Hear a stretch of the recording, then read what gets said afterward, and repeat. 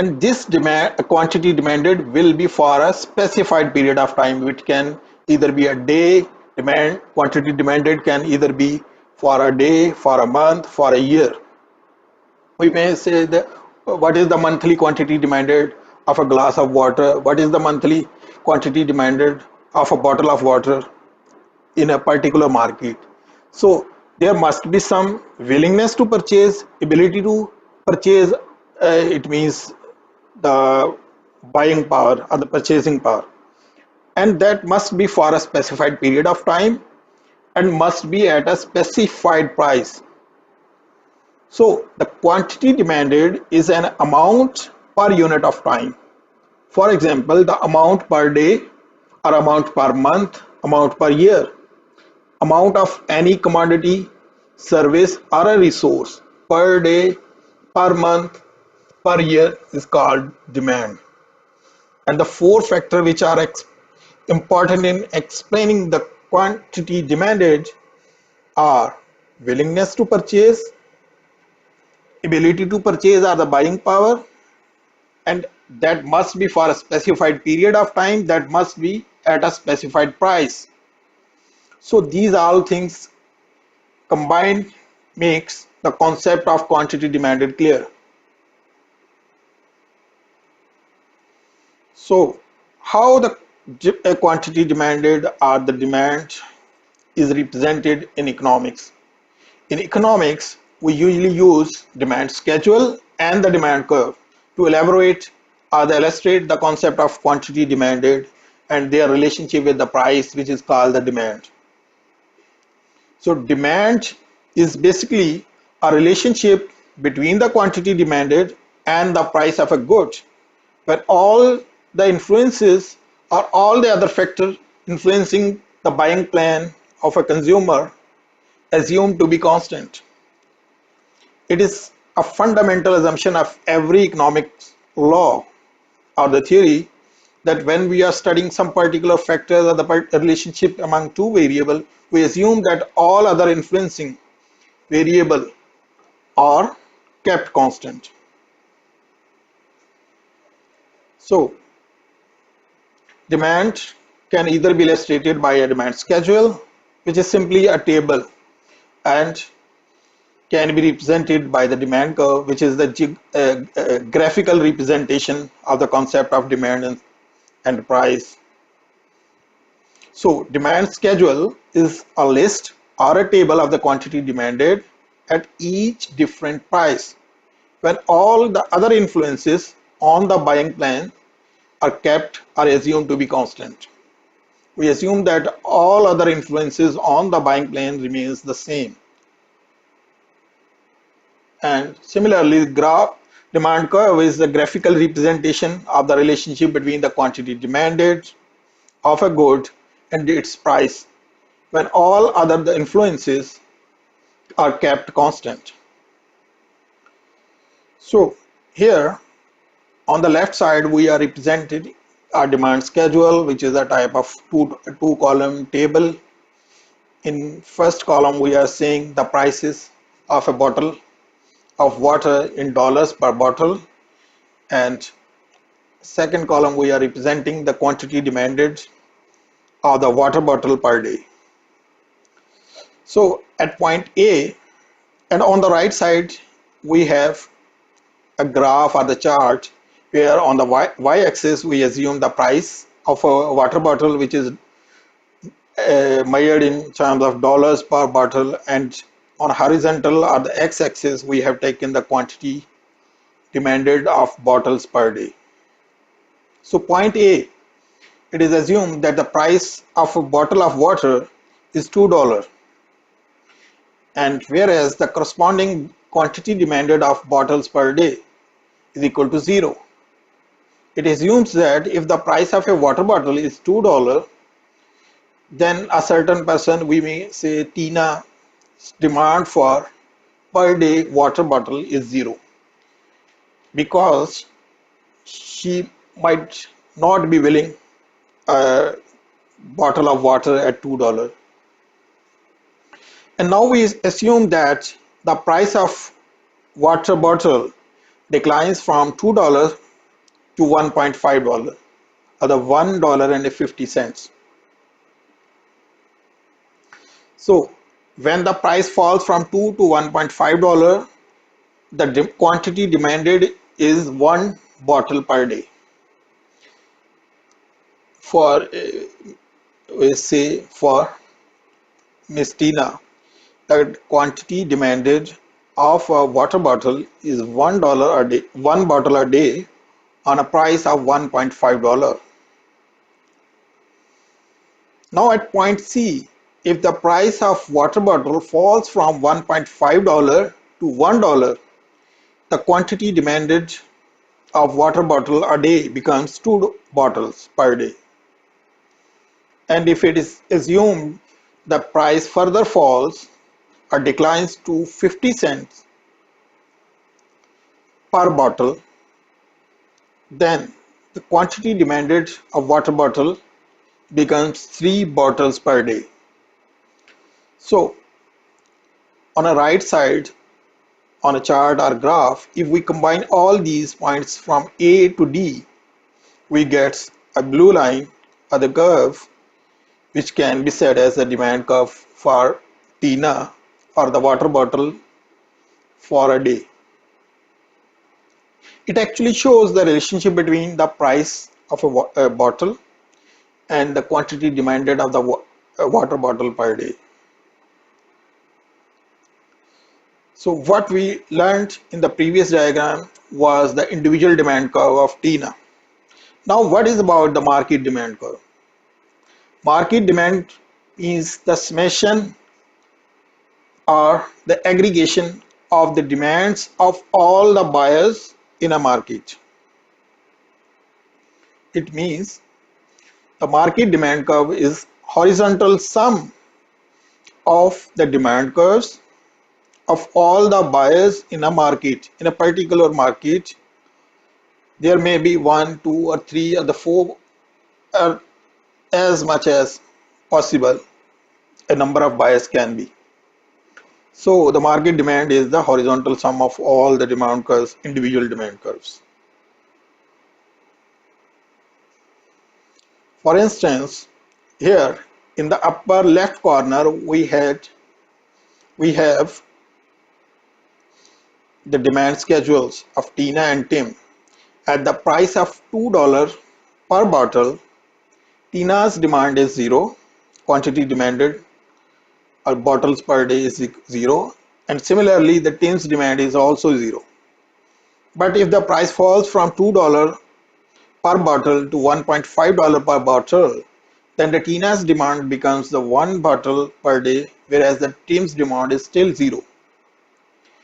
And if the price further falls to $1 per bottle, then the Tina's demand quantity demanded for the water bottle per day is the 2 bottles, whereas the Tim's demand is the 1 bottle. And if price further falls to 50 cents, then Tina quantity demanded for the water bottle is 3 bottles per day, whereas Tim's quantity demanded for water bottle is 2 bottles per day. And below we have shown the demand curves of Tina and Tim. And if we horizontally sum these quantity demanded, for instance, at a $1 price, Tina's demand is 2 bottles per day, whereas Tim's demand is $1 per day. If we add the demand of Tina 2 bottles plus Tim's 1 bottle, then the market demand on $1 price of water bottle becomes 3 water bottles demanded per day. So similarly, we sum up all these points and draw a curve along these points, we get the market demand curve. So market demand curve is horizontal sum of all the individual demand curves of the market.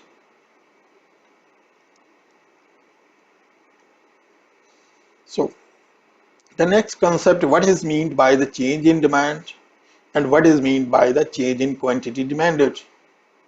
Change in demand is Generally, the change in the quantity that the people plan to buy when any influence other than the price of good about which we are talking or about which we are studying the changes. For instance, if we are talking about a price of water bottle, if the price of water bottle is constant, initially we assume that other factors are kept constant, other factors are remain same. So if we relax that assumption that the price of water bottle is same, but some other factor which can influence the price of water changes, then what happens to demand curve means the change in demand. A change in demand means a new demand schedule or the new demand curve. For instance, here's the blue line is the initial demand curve, but the red line is the changed demand curve, which is because of decrease in demand. It must be noted that it is not the decrease in quantity demanded, it is the decrease in demand. When the demand decreases, the demand curve shifts leftwards or maybe downwards, and the demand curve shifts from D0 to D1. And when the demand increases, the demand curve shifts rightwards. So the movement of demand curve from one place to another is called the change in demand.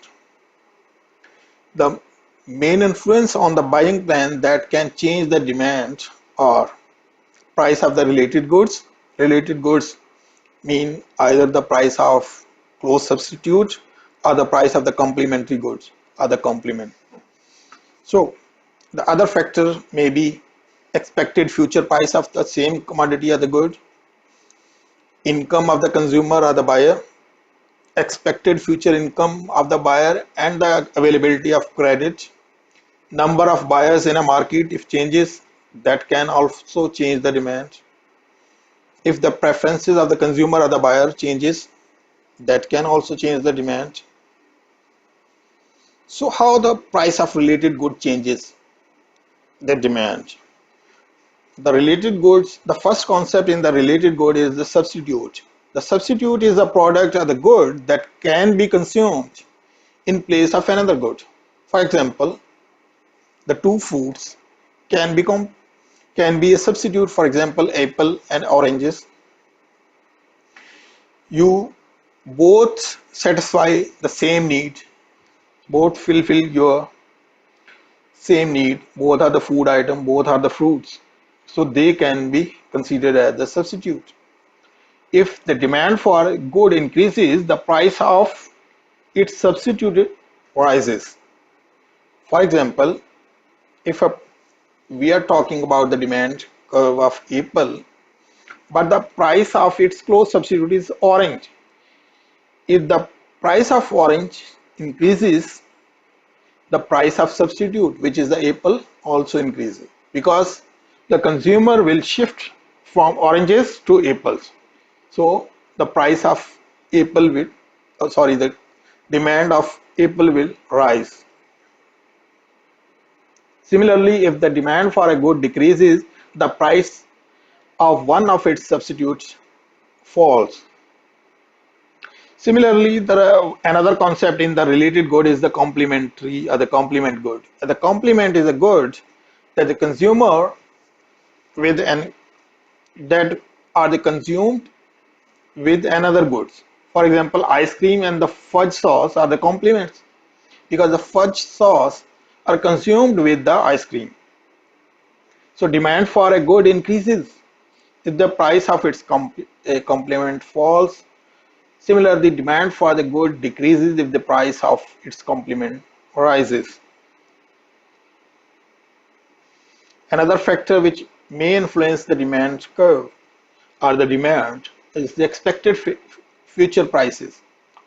For example, a rise in expected future price of a good increases the current demand of that good.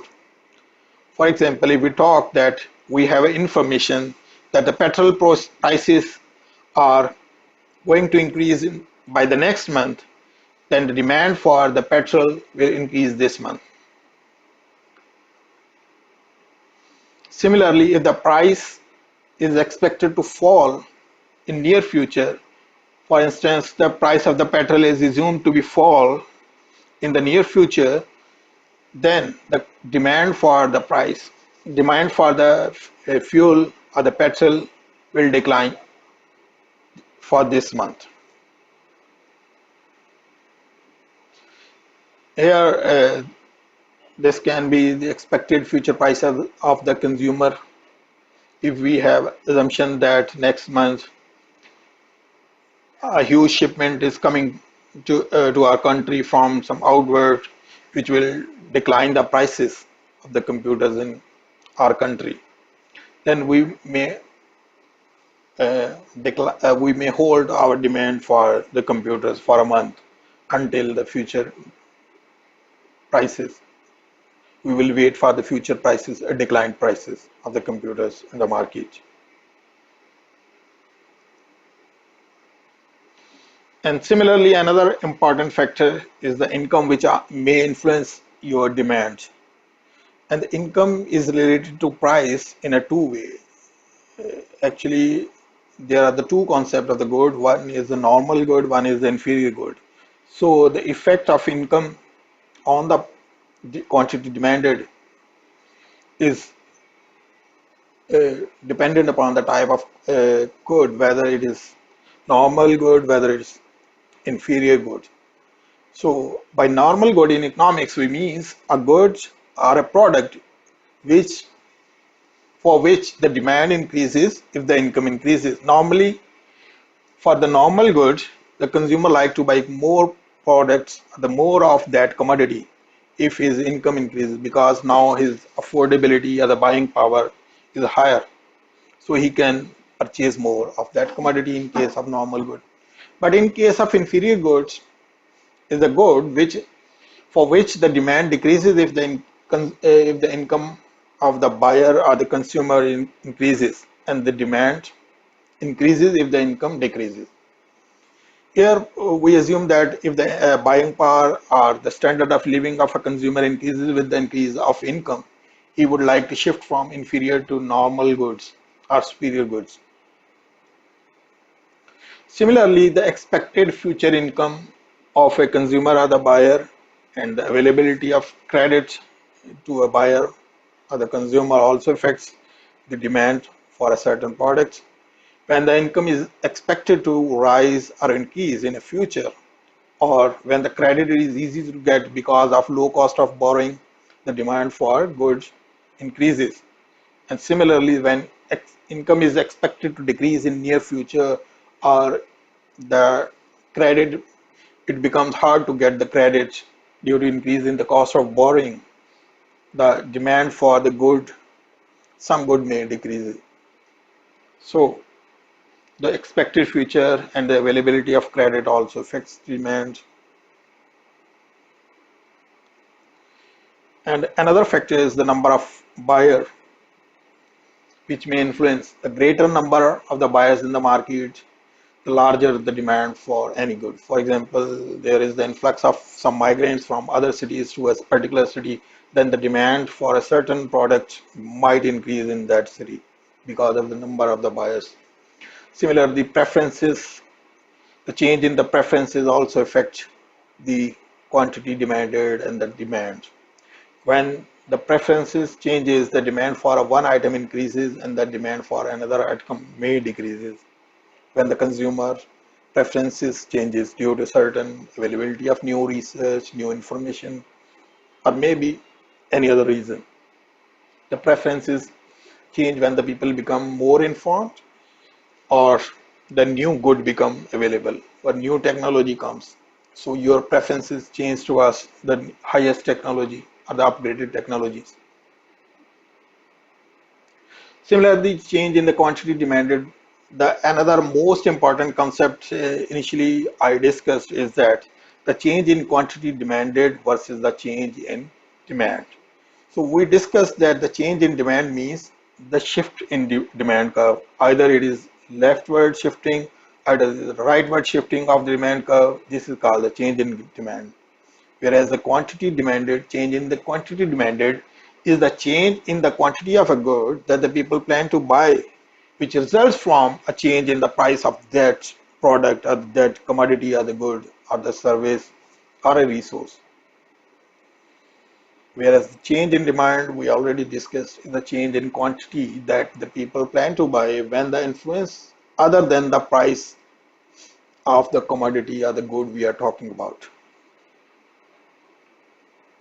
So graphically we can show the a decrease in the quantity demanded is the backward movement on the same demand curve, whereas decrease in demand means the leftward shifting of the demand curve. And similarly, increase in quantity demanded means the movement along the same demand curve, rightward movements along the same demand curve. Whereas increase in demand means the shifting of the rightward shifting of demand curve. Now we have studied what is demand, what is the quantity demanded, what is the law of demand, and now we also and before going to new concept, we must revise that we studied demand, quantity demanded, difference between demand and quantity demanded, what is the change in demand, what is meant by the change in quantity demanded. And now we are moving towards the concept of supply. So before going to concept or the law of supply, first we would like to study the quantity supplied. By quantity supplied, we mean that the amount of a good, service, or a resource that people are willing and able to sell during a specified period of time and at a specified price. Here, there are also the four factors. One, the people are willing to supply, able to supply, I mean willing to sell, able to sell, and this willingness and ability for a specified period of time and at a specified price. Whereas the law of supply, or the concept of supply, law of supply is that other thing being constant. In economics, we also use the term ceteris paribus, which means other things being constant, other thing remaining the same. If the price of a good rises, the quantity supplied of that good increases. And on the other hand, if the price of a good falls, the quantity supplied of that good also falls or decreases. And this relationship between the quantity supplied and the price of that particular product, commodity, or a good, or service, or a resource means the law of supply. Likewise, as we discussed in the demand curve or the concept of law of demand, the, in the law of supply, we also use the two concepts of supply schedule and supply curve to elaborate the concept of supply. The supply, the supply is the basic relationship between the quantity supplied of a good and the price of that good when all other influences on the selling plans remains the same. And the concept of supply is illustrated either by a supply schedule or a supply curve. The supply schedule is a list or a table of the quantity supplied at the different price level of same commodity when all the other influences on the selling plans remains same or the constant. And similarly, the supply curve is a graph or the graphical relationship between the quantity supplied and the price of same good when all the other influences on the selling plans are kept constant. So here on the left side, we are showing a supply schedule where in the first column the price in dollars per bottle is given for the for a bottle of water, and in next column the quantity supplied of that water bottle per day. Thousand of the water bottles per day is given for here we are talking about the firm which is actually selling the water bottles. So at point A, the price of a water bottle in terms of dollars per bottle is $2 per bottle. Then the quantity supplied is the 3000 per day by a manufacturing firm which manufactures the water bottle, which supplies the water bottle. And if the price falls from $2 per bottle to $1.5 a bottle, the quantity supplied reduces from 3 to 2000 bottles per day. Similarly, if the quantity if the price of water bottle declines from $1.5 per bottle to $1 per bottle, then the quantity supplied becomes the 1000th bottle per day. And if the price further falls to 50 cents per bottle, then the quantity supplied becomes zero. And if we combine the points from A to D, we get the supply curve. The line, that blue line is actually representing the supply curve. So this is the example of supply schedule and supply curve using example of water bottle. So same like in the concept of demand curve, the law of demand, we studied the market demand curve. Similarly, there is the concept of market supply. The market supply is basically the sum of all the supplies by all the sellers in a particular market. The market supply curve is horizontal sum of all the supply curves of all the firms or the sellers in the market, in a particular market. Here is on the left, upper left corner, the supply schedule of two firms or the sellers, Augur and the Prima are shown. In the first firm, if the price of water bottle is $2 per bottle, then the first firm will supply 3000 bottles per day, whereas the second Prima firm or the seller will supply the 4000 bottles per day. And similarly, if the price of a water bottle falls from $2 to $1.5 per bottle, then the quantity supplied by the firm A is 2000 water bottles, and the quantity supplied by the second firm becomes the 3000 water bottles. And if the price falls from 1 or 50 cents, $1 or the 50 cents, then the corresponding supply is quantity supplied is also given in the schedule. And in below, we have shown the supply curve of firm A or the seller A and the supply curve of seller B. If we horizontally sum the supplies of seller of both the sellers, then we get the Marquis supply curve. The Marquis supply curve is the summation or the aggregation of the individual sellers supply curve, whichever are available in the market.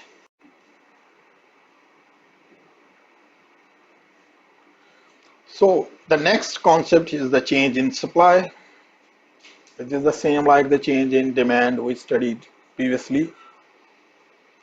So change in supply is a change in quantity supplied, that is supplier plan to sell when any influence on the selling plans other than the price of that good changes.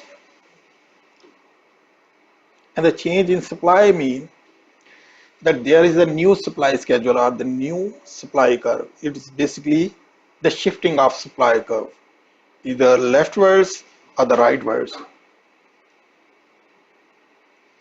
So graphically we show that S naught is an initial supply curve. When the supply decreases, the supply curve shifts leftwards from S naught to S1. This is called the decrease in supply. When the supply increases, the supply curve shifts rightwards from S0 to S2. So this is basically the change in supply. The main influence on the selling plans that changes the supply or that shift the supply curve either leftwards or the rightwards are price of related goods, price of the resources or the other inputs used for the production of some product, expected future prices, number of sellers in the market, and the productivity of firm or seller. So these are the main factors which are considered responsible for change in supply or the shifting of supply curve or the supply schedule. First, we will discuss the price of related goods, how the price of related goods shift the supply curve. A change in the price of one good can bring change in the supply of another good. For example, a substitute in production is a good that can be produced in place of another. For example, a truck and an SUV are the substitute in production for an auto factory or an auto manufacturer. The supply of good increases if the price of one of its substitute in production falls, and the supply of good decreases if the price of one of its substitute in production rises. And similarly, there is a concept of complement in production. Is a good that is produced along with another good. For example, cream is the complement in production of a skim milk in a dairy. In a dairy production, fresh cream is a complement in production of skim milk. If you are going to manufacture skim milk, you would exclude the cream from milk and make the skim milk. So the production of cream, the fresh cream will be a complement in production. So the supply of the good increases if the price of one of its complement in production rises. Similarly, the supply of the good decreases if the price of one of its complement in production falls.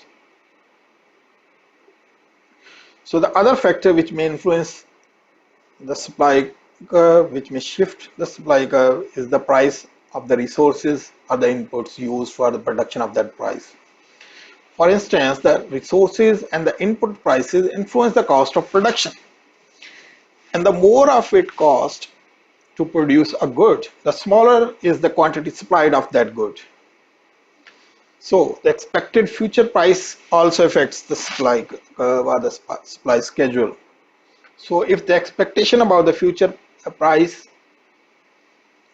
of the resources also influence the price of or the supply of that product or the commodity. And similarly, the number of sellers in the market also influence the selling plan of the sellers. For instance, the greater number of the sellers in the market, the larger is the supply. And another concept is the productivity. The productivity is the output per unit of input. An increase in the productivity lowers the cost of production and increases the supply. For example, any advance in technology increases the supply of that product. A decrease in productivity increases the cost of production and decreases the supply resultantly. For example, a severe hurricane decreases the supply,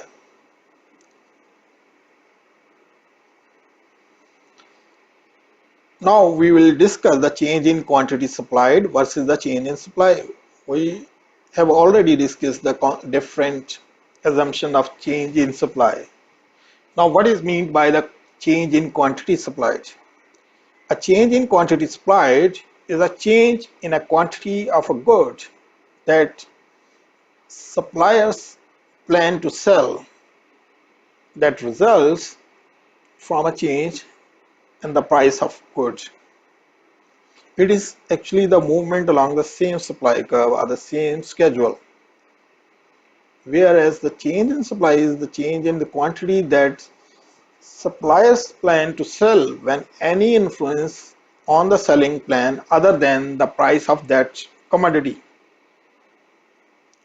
Graphically, we can show the initial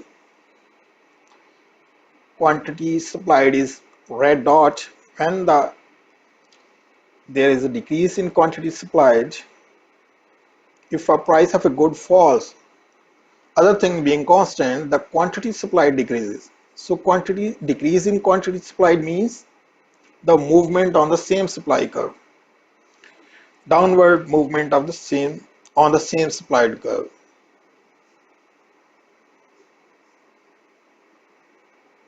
Whereas the decrease in supply means the backward or the leftward shifting of supply curve, whereas increase in the quantity supplied is the movement along the same upward movement along the same supply curve, whereas increase in supply means the rightward movement of supply curve.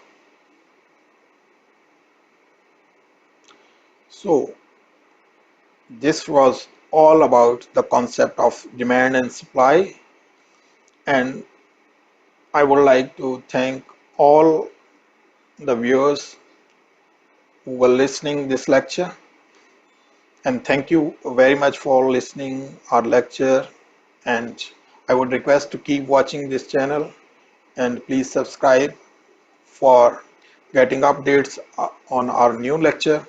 And if you like this video, please like and also comment. Submit your comments, your queries, or any question about the topic. I would like to answer personally, and I would like to address your queries in the next videos. You may also request for a certain topic on which I would like to deliver a lecture in future.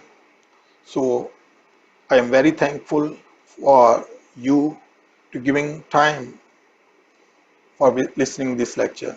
Thank you very much. Assalamu alaikum. This is Dr. Ghulam Muhyiddin, and our today's lecture is about the consumption possibilities. In last two lectures, we discussed the concept of production possibility frontier, and now we are moving to a new concept of consumption possibilities.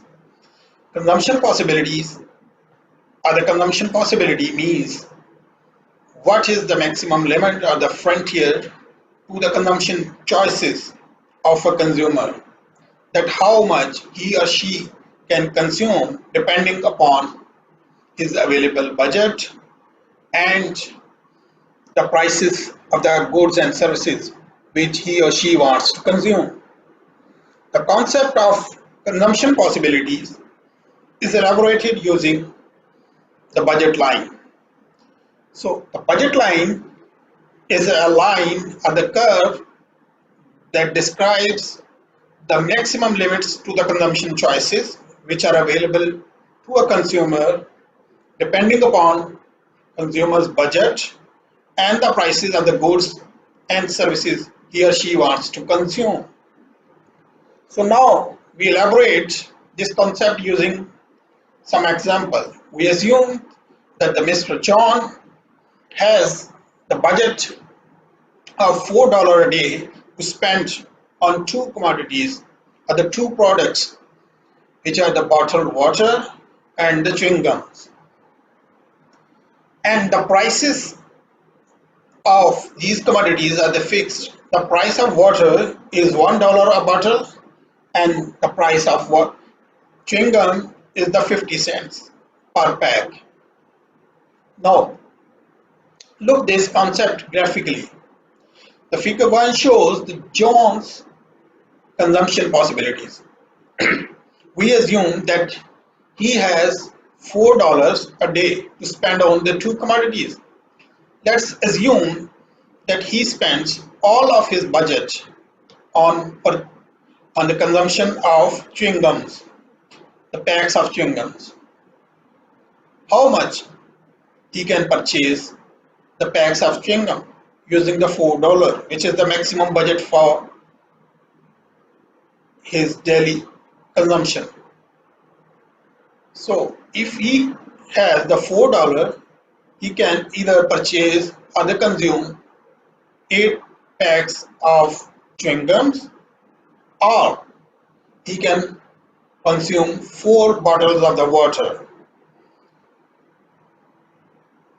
So, so the point A shows that he can either consume 8 packs of the bubble gum, and point E shows that he can purchase the 4 bottles of the water using all of his budget of the $4. But there are the different combinations which are also available for him. For instance, at the point B, he can consume 6 packs of the chewing gum and 1 bottle of water. Or at point C, he can consume the 4 packs of the chewing gum and 2 bottles of the water. Similarly, at point D, he can consume 2 packs of the chewing gum and the 3 bottles of the water. So these all points A, B, C, D, and E are the points are the maximum limits. Are the These are the bundles. These are the consumption choices which are available to him, depending upon that the consumer budget and the prices of the commodities remains same. So combining these all points, we get the budget line of the Mr. John. So combining point A, B, C, D, and E, we get the budget line. He can spend either of the combination available to him for the consumption. What does the budget line shows?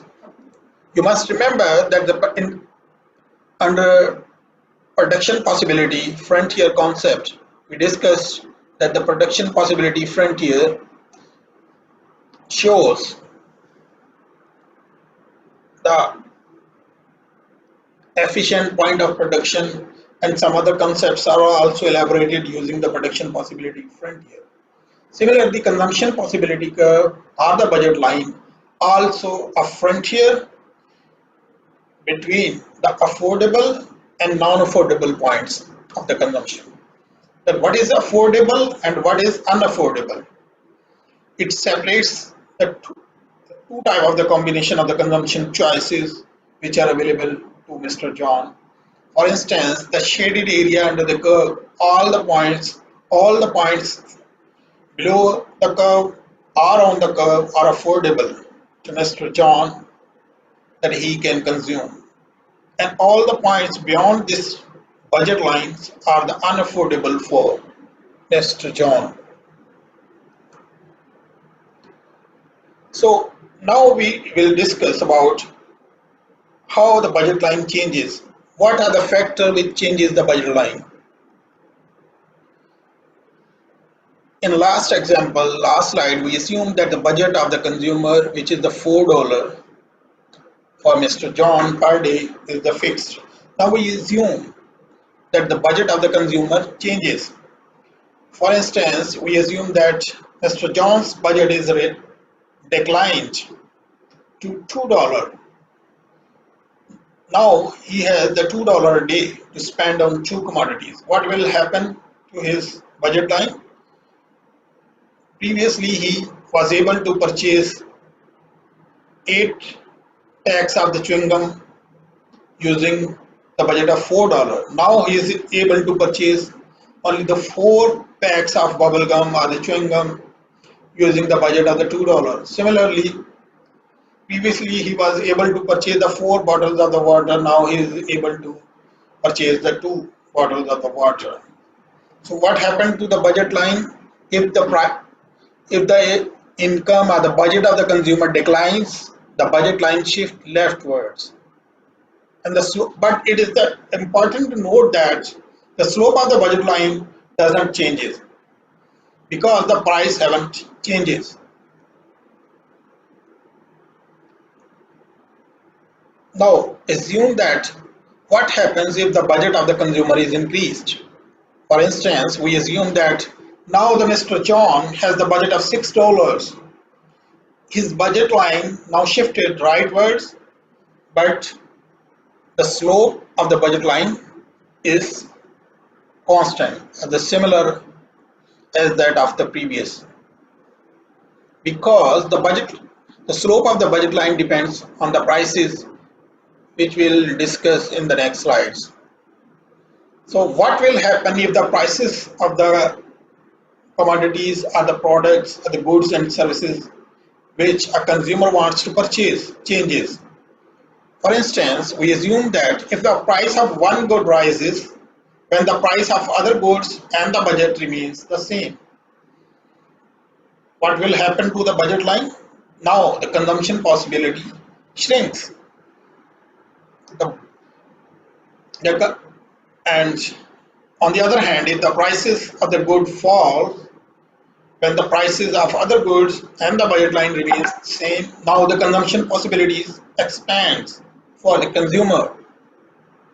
So now we look at this graphically. Here we assume that the price of water, which was previously $1 a bottle, now it declines to 50 cents a bottle. What will happen?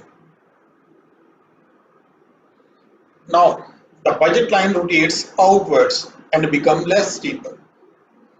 Now the slope of the budget line changes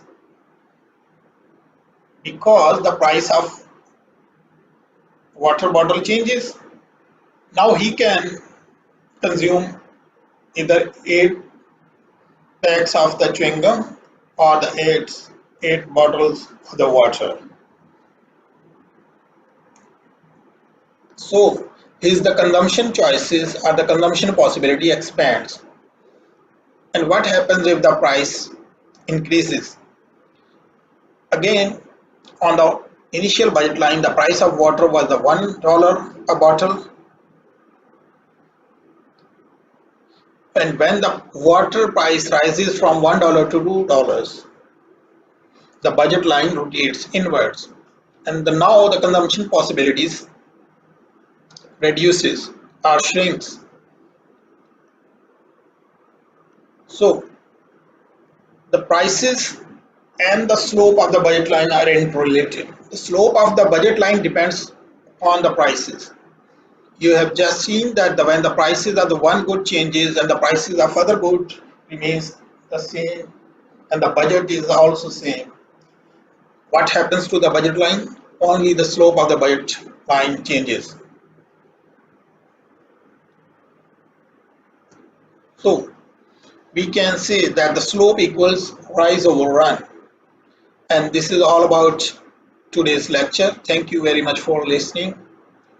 Please like this video, subscribe the channel and press the bell icon. Thank you very much. Bismillah ar-Rahman ar-Rahim. This is Dr. Ghulam Muhyiddin, and today our lecture is about the production possibility frontier and the opportunity cost. This is lecture 2 of this series. In lecture 1, we studied about the production possibility frontier, the attainable combinations of the production, unattainable combinations of the production, and the concept of efficiency, and inefficiency. And today we are going to study the opportunity cost elaborated using the production possibility frontier.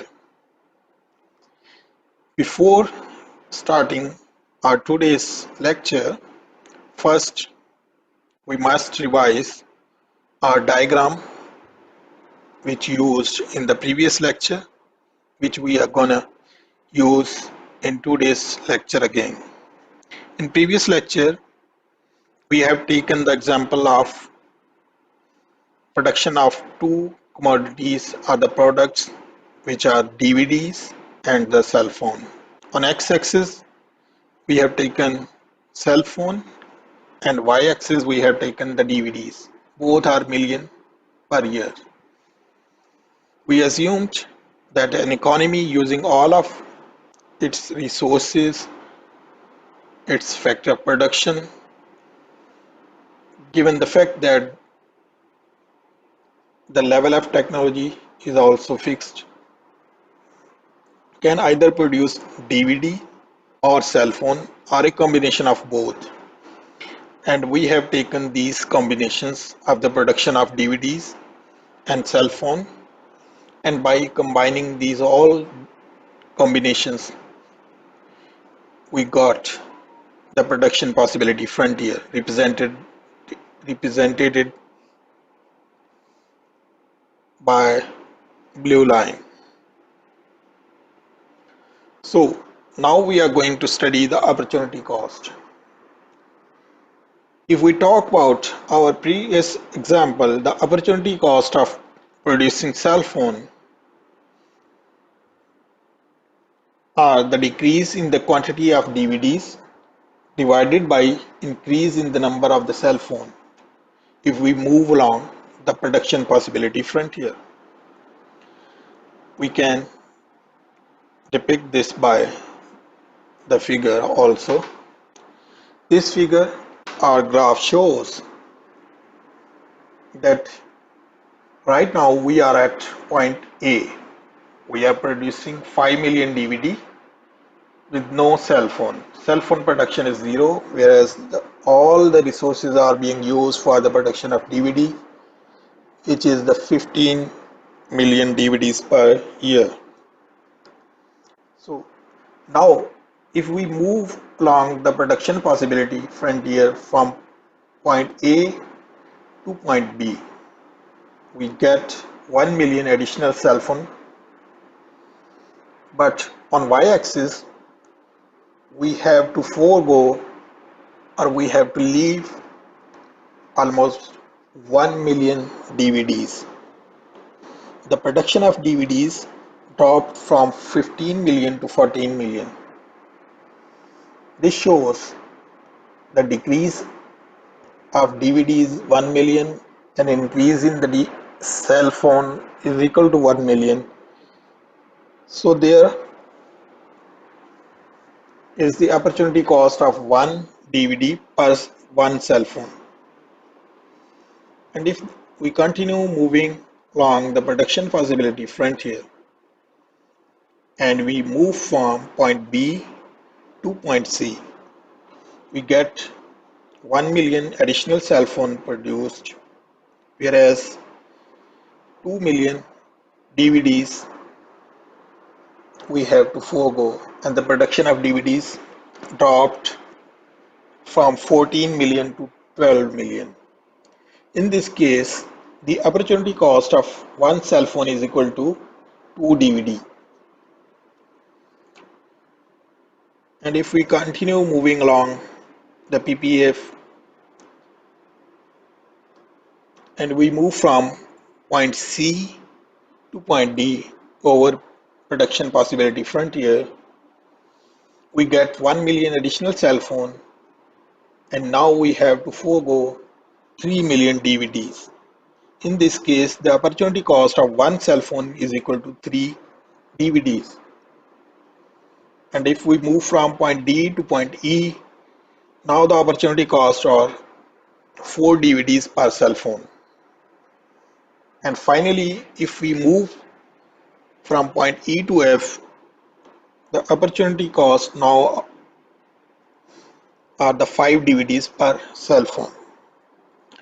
You must have noticed that as long as we move from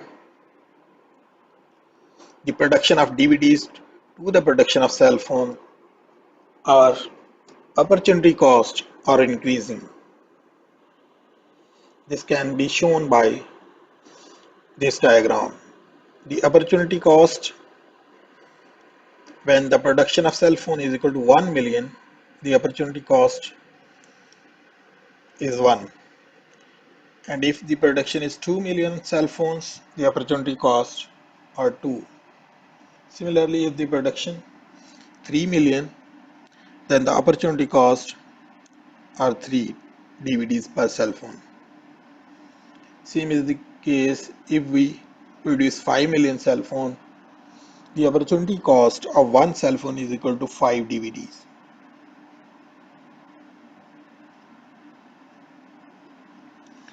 The opportunity cost and the slope of PPF. The magnitude of the slope of the production possibility frontier actually measures the opportunity cost. And we have shown in the last figure that the slope of the PPF, which is the production possibility frontier, actually measures the opportunity cost of cell phone, and it also shows that it is bent outward. As more cell phones are produced, the PPF become steeper and the opportunity cost of cell phone increases. If we talk about the formula of opportunity cost is basically a ratio. Opportunity cost of a cell phone is the quantity of DVDs foregone divided by the increase in the quantity of cell phone gained. Simply, we can say that how much we have to forego or leave in terms of DVD to get one additional cell phone. This, the opportunity cost and the production possibility are very important concept in economics. The opportunity cost of DVD is the quantity of the cell phone foregone divided by the increase in the numbers of the DVD. And when the opportunity cost of cell phone is X DVD, the opportunity cost of DVD is equal to 1 over X cell phone. So I was talking that the production possibility frontier and the concept of opportunity cost is very important in economics. We have to face a lot of questions. For example, if we talk about a country may have to take a decisions. For example, the government should should either produce consumer good or the maybe arms or the defense production. So the country has to take the decisions how much should be spent on the defense budget and how much should be spent on the production of the consumer goods. In case if we are assuming that only two type of the commodities are to be produced. So this concept is very important, and one important point when we start increasing the production of one commodity and we decrease the production of the second commodity, actually our opportunity costs increase. So increasing opportunity costs are everywhere. Just about every activity has an increasing opportunity cost. There are a number of the reasons.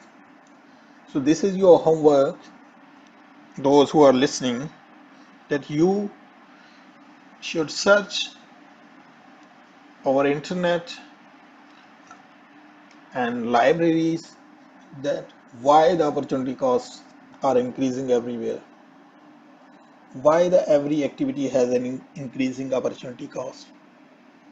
So please search and write your finding in the comments. And that's all about today's lecture. We will continue this. So thank you very much for watching and listening this lecture. I would really appreciate if you could please like this video and subscribe my channel. And I would also request you to please press the bell icon in case you are interested in watching our next videos and the lectures. Thank you very much. Allah Hafiz. Bismillah ar-Rahman ar-Rahim. This is Dr. Ghulam Muhyiddin, and today our lecture is about the production possibility frontier and the opportunity cost. This is lecture 2 of this series. In lecture 1, we studied about the production possibility frontier, the attainable combinations of the production, unattainable combinations of the production, and the concept of efficiency and inefficiency. And today we are going to study the opportunity cost elaborated using the production possibility frontier. Before starting our today's lecture, first we must revise our diagram which used in the previous lecture, which we are gonna use in today's lecture again. In previous lecture, we have taken the example of production of two commodities or the products which are DVDs and the cell phone. On x-axis, we have taken cell phone, and y-axis we have taken the DVDs. Both are million per year. We assumed that an economy using all of its resources, its factor of production, given the fact that the level of technology is also fixed, can either produce DVD or cell phone or a combination of both. And we have taken these combinations of the production of DVDs and cell phone, and by combining these all combinations, we got the production possibility frontier represented by blue line. So now we are going to study the opportunity cost. If we talk about our previous example, the opportunity cost of producing cell phone are the decrease in the quantity of DVDs divided by increase in the number of the cell phone if we move along the production possibility frontier. We can depict this by the figure also. This figure or graph shows that right now we are at point A. We are producing 5 million DVD with no cell phone. Cell phone production is zero, whereas all the resources are being used for the production of DVD, which is the 15 million DVDs per year. So now if we move along the production possibility frontier from point A to point B, we get 1 million additional cell phone, but on y-axis we have to forego, or we have to leave almost 1 million DVDs. The production of DVDs dropped from 15 million to 14 million. This shows the decrease of DVDs 1 million, and increase in the cell phone is equal to 1 million.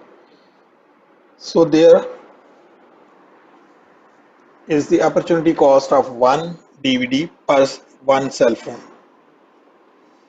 And if we continue moving along the production possibility frontier and we move from point B to point C, we get 1 million additional cell phone produced, whereas 2 million DVDs we have to forego, and the production of DVDs dropped from 14 million to 12 million. In this case, the opportunity cost of one cell phone is equal to 2 DVD. And if we continue moving along the PPF and we move from point C to point D over production possibility frontier, we get 1 million additional cell phone, and now we have to forego 3 million DVDs. In this case, the opportunity cost of one cell phone is equal to 3 DVDs. And if we move from point D to point E, now the opportunity cost are 4 DVDs per cell phone. And finally, if we move from point E to F, the opportunity cost now are the 5 DVDs per cell phone. You must have noticed that as long as we move from the production of DVDs to the production of cell phone, our opportunity costs are increasing. This can be shown by this diagram. The opportunity cost when the production of cell phone is equal to 1 million, the opportunity cost is 1. And if the production is 2 million cell phones, the opportunity cost are 2. Similarly, if the production 3 million, then the opportunity cost are 3 DVDs per cell phone. Same is the case if we produce 5 million cell phone, the opportunity cost of one cell phone is equal to 5 DVDs.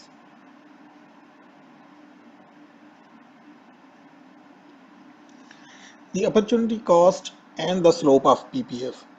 The magnitude of the slope of the production possibility frontier actually measures the opportunity cost. And we have shown in the last figure that the slope of the PPF, which is the production possibility frontier, actually measures the opportunity cost of cell phone, and it also shows that it is bent outward. As more cell phones are produced, the PPF become steeper and the opportunity cost of cell phone increases.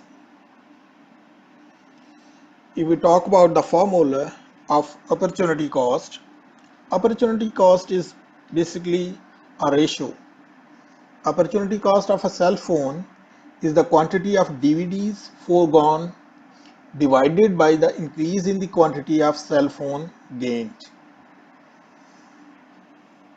Simply, we can say that how much we have to forego or leave in terms of DVD to get one additional cell phone. This, the opportunity cost and the production possibility are very important concept in economics. The opportunity cost of DVD is the quantity of the cell phone foregone divided by the increase in the numbers of the DVD. And when the opportunity cost of cell phone is X DVD, the opportunity cost of DVD is equal to 1 over X cell phone. So I was talking that the production possibility frontier and the concept of opportunity cost is very important in economics.